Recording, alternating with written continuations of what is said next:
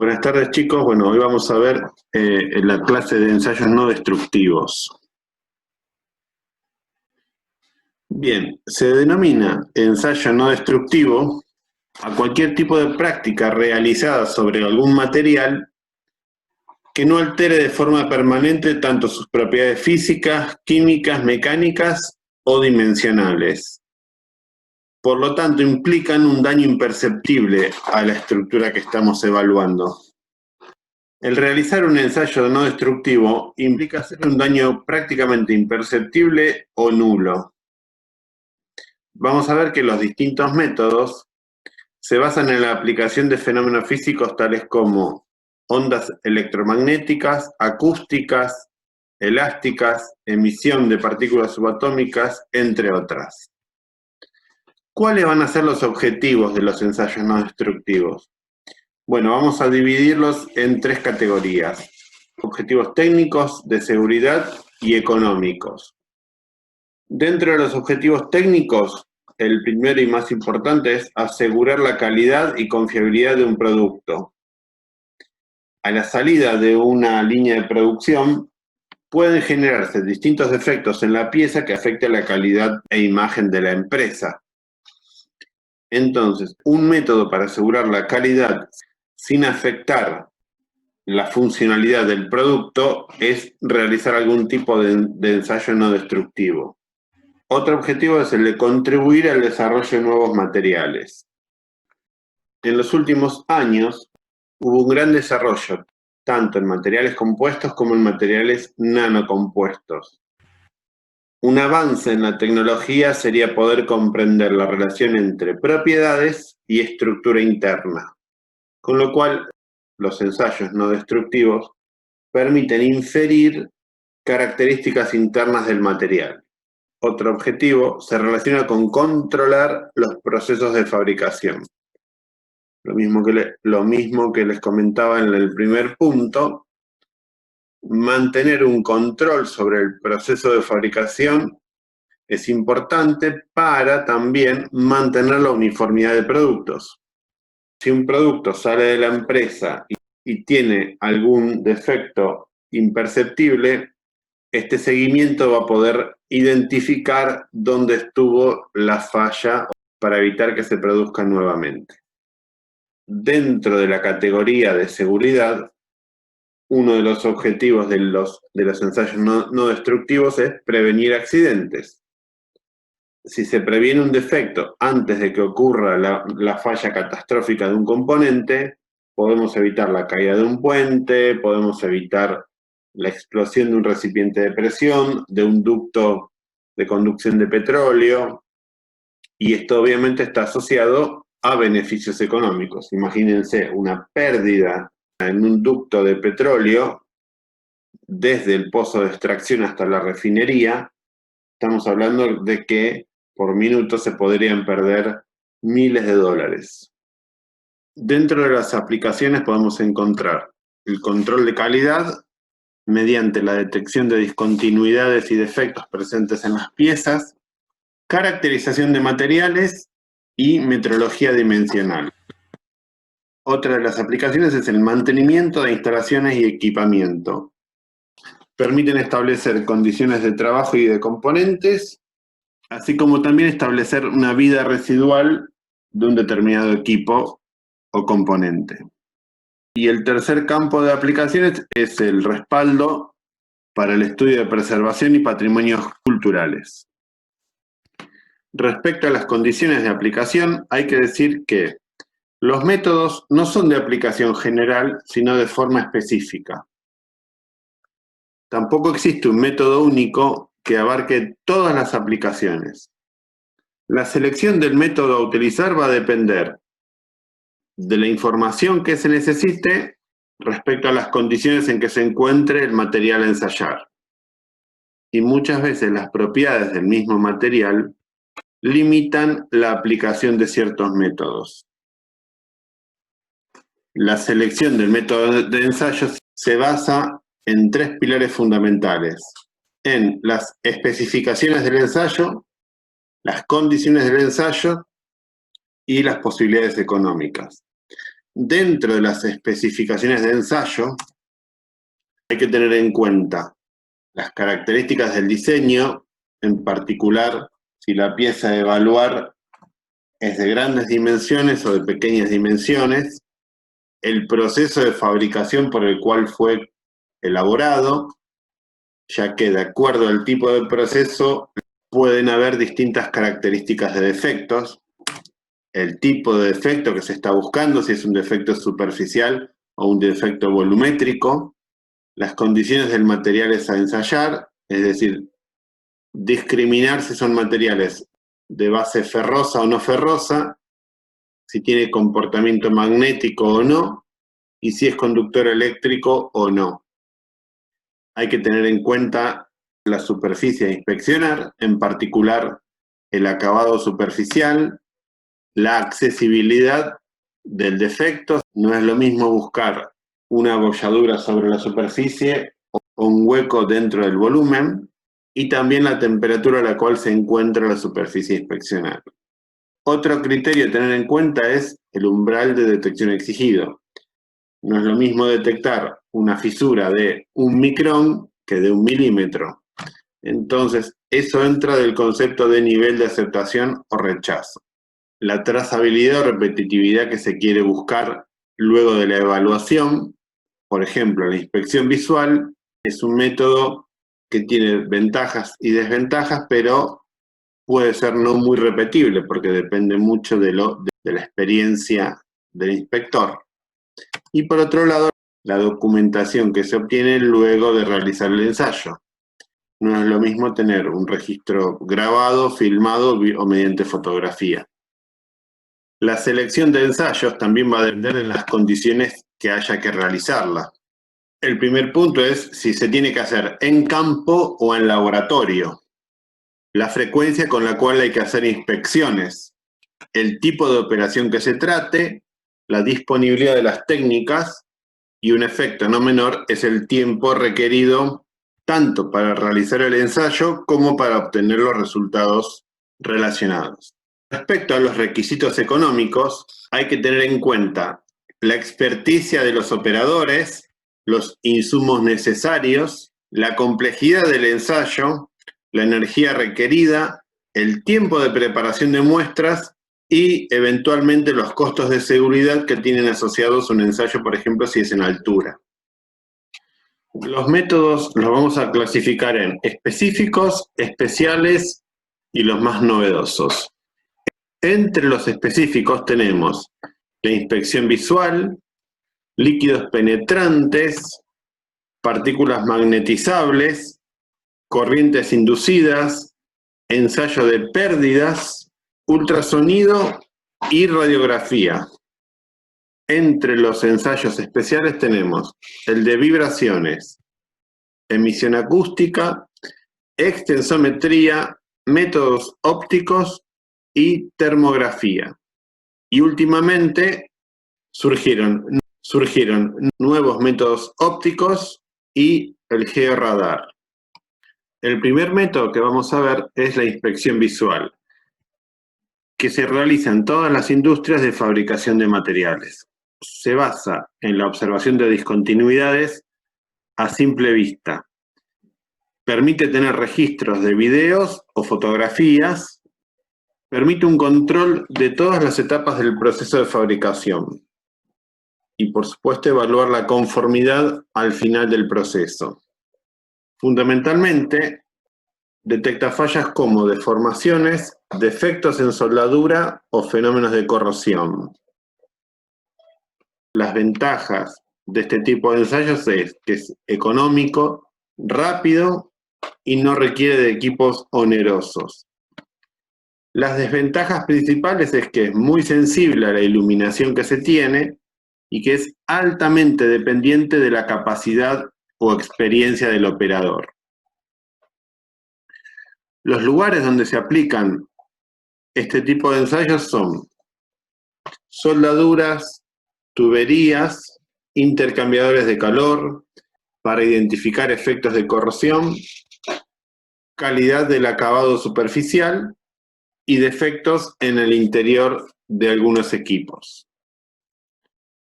La radiografía industrial es un ensayo no destructivo que consiste en atravesar el componente a evaluar con un haz de radiación electromagnética ionizante.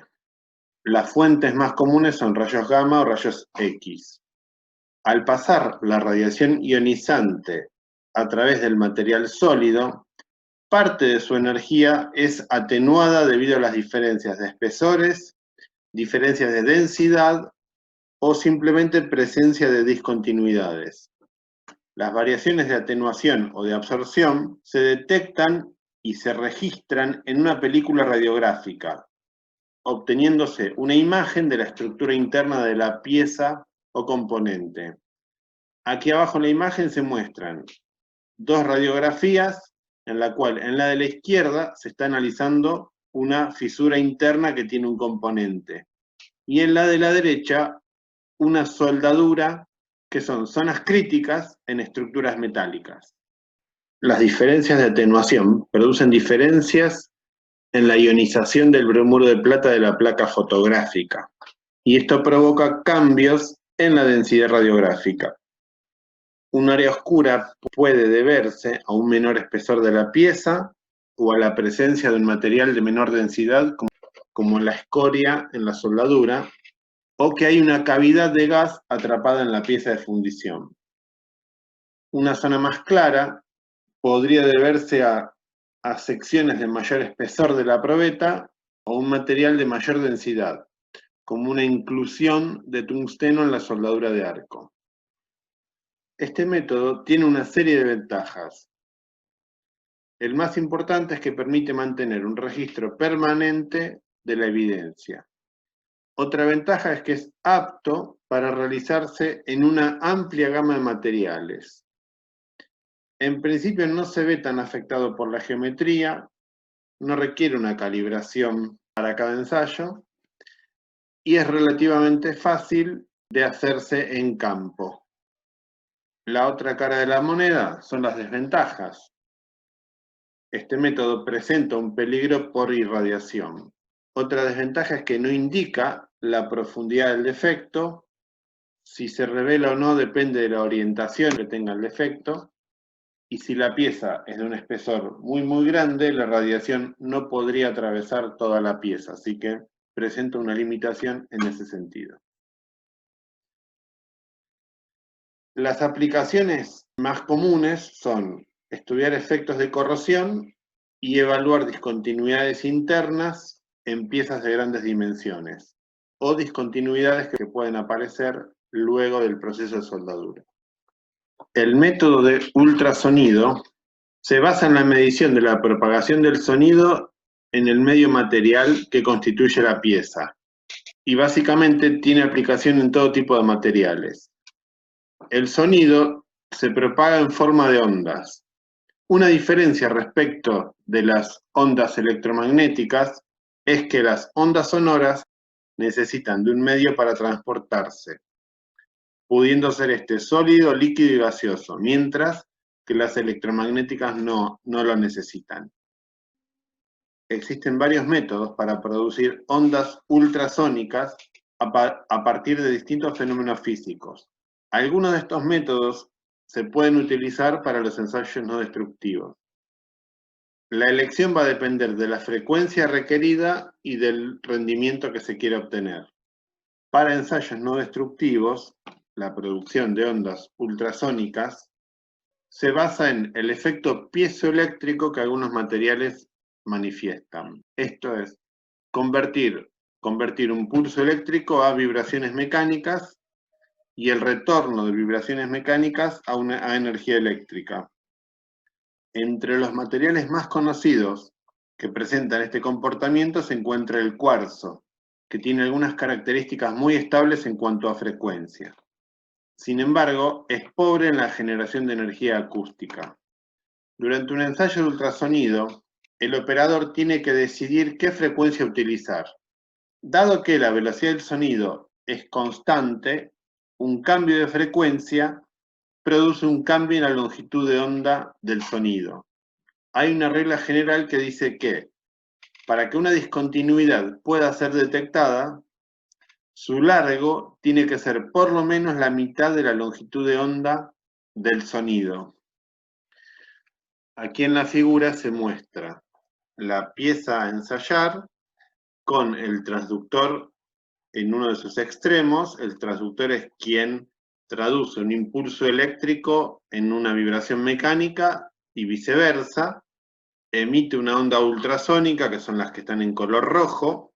En el medio hay una discontinuidad. El rebote de la onda en la discontinuidad va a generar una reflexión a tiempos menores que el rebote que genera el final de la pieza. Entonces, en la pantalla, el primer pico se refiere al rebote que sufre la onda sonora en la discontinuidad, por eso aparece a menores tiempos que la señal correspondiente al extremo de la pieza. Esta técnica tiene una serie de ventajas que las vamos a enumerar a continuación. Como se ve aquí abajo durante un ensayo real, permite medir de un solo lado de la pieza, es muy sensible para detectar defectos planares, se puede utilizar casi en cualquier tipo de material, la capacidad de penetración es muy grande, con lo cual se pueden evaluar piezas de gran espesor, y no requiere de medidas especiales de protección.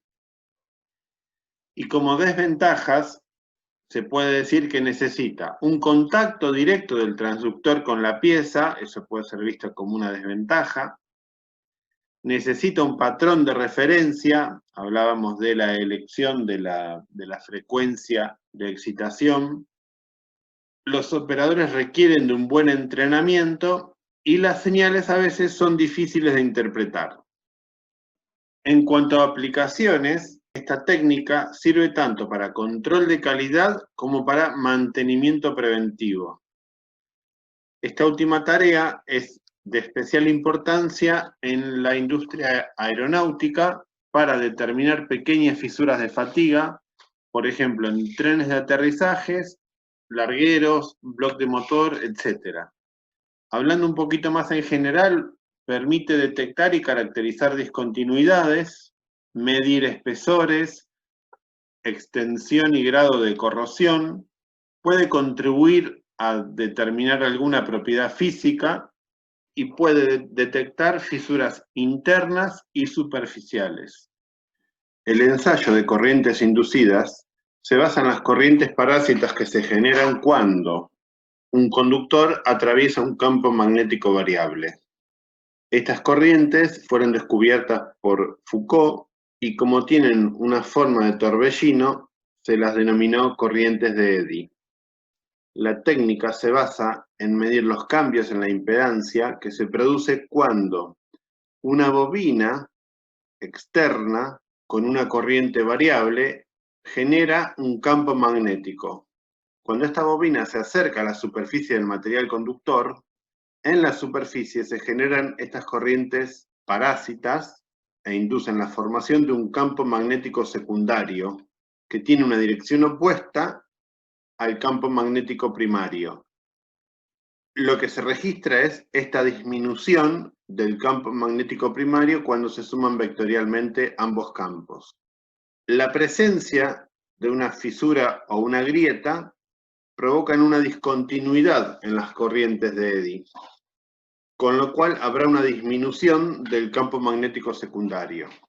Esta variación en la impedancia es la que se mide y se registra, produciéndose así una variación menor sobre el campo magnético primario.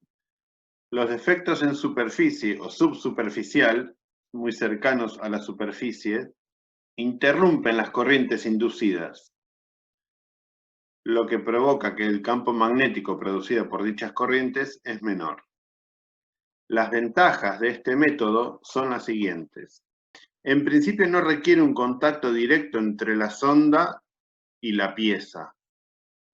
La velocidad de inspección es relativamente alta y tiene alta sensibilidad a los defectos. Como desventajas que solamente se pueden realizar estas pruebas sobre materiales conductores. Y por último, se necesita tener un patrón de referencia para poder interpretar bien los resultados. Y en cuanto a aplicaciones, esta técnica permite inspeccionar estructuras tubulares, permite detectar grietas superficiales e internas y puede asociarse a propiedades de conductividad, permeabilidad, dureza, tratamientos térmicos y condiciones metalográficas. Esto se justifica desde el punto de vista de, como vamos a ver en la clase próxima, al aplicar tratamientos térmicos y modificar las fases cristalinas, cambian también su conductividad eléctrica. Los ensayos con líquidos penetrantes consisten simplemente en la aplicación de un líquido sobre la superficie del cuerpo a examinar, el cual penetra por capilaridad en las imperfecciones de la pieza. El paso siguiente es limpiar el exceso del colorante y quedará en evidencia el exceso que fue retenido en los poros o imperfecciones. Son muy importantes las características de mojabilidad, tensión superficial y viscosidad de la tinta. La tinta puede ser fluorescente, en el cual contiene colorante que fluoresce bajo la luz negra o ultravioleta, o simplemente un colorante de alto contraste bajo la luz blanca. Las ventajas de este tipo de métodos son: la técnica no depende de la geometría de la pieza, puede hacerse sobre cualquier tipo de material, es una técnica simple, portátil y de fácil interpretación. Es muy sensible a los defectos superficiales y no requiere de ninguna medida especial de seguridad. Como desventajas tenemos que solamente es apto para defectos de superficie. Requiere de una preparación superficial particular, sobre todo en cuanto a la limpieza. Si la pieza es porosa, este proceso no es adecuado y requiere un proceso de limpieza posterior a aplicar la tinta. Las aplicaciones pueden ser inspección de soldaduras, preparación de bordes o filos de ataque, forjas y mecanizados y materiales plásticos no porosos. El ensayo de partículas magnetizables consiste en 3 fases: magnetizar la zona a observar, dispersar partículas magnéticas sobre dicha superficie y observación de cómo se comporta el flujo magnético. Las partículas magnéticas se van a distribuir de acuerdo a las líneas de campo magnético. Si hay presente una discontinuidad o un defecto superficial, se hará evidente a partir de una discontinuidad en la distribución de líneas de campo magnético. Las ventajas de este método es que es independiente de la geometría de la pieza, es muy sensible a la presencia de fisuras, es una técnica simple y rápida. Y como desventajas tenemos que solamente se puede aplicar a materiales que tienen carácter ferromagnético. La sensibilidad del ensayo va a depender de la orientación y de la intensidad del campo magnético que pueda inducirse en la muestra de material a ensayar. Otra desventaja es que solo es apto para defectos superficiales, que requiere de altas corrientes para una eventual desmagnetización posterior de la pieza. Su principal aplicación es la inspección sobre soldaduras, preparación de bordes para soldar, piezas forjadas y mecanizadas. Los ensayos de fuga consisten en comprobar un circuito cerrado de tubería que transporta tanto un líquido como un gas, para ver si éste tiene alguna fuga. En general se utilizan en componentes presurizados o que trabajan en vacío, y el objetivo es detectar, localizar las fugas. Son orificios que pueden presentarse en forma de grietas o fisuras, a través de los cuales puede escaparse el fluido. Este método es muy utilizado en sistemas herméticos que trabajan con presión positiva o con presión negativa. Es un método que en la industria está bastante difundido y sirve para prevenir fugas de materiales, prevenir explosiones y contaminación ambiental. Este método tiene algunas ventajas. La primera es que el equipo que se necesita es de bajo costo. La segunda es que tiene mucha precisión y permite detectar la posición exacta del defecto. Además, permite calcular el volumen de pérdida. Como desventaja, en los sistemas que trabajan bajo vacío puede ser algo complicado de detectar. Fundamentalmente, se aplica para tuberías y recipientes. Bueno, por ahora eso es todo, chicos. Muchas gracias.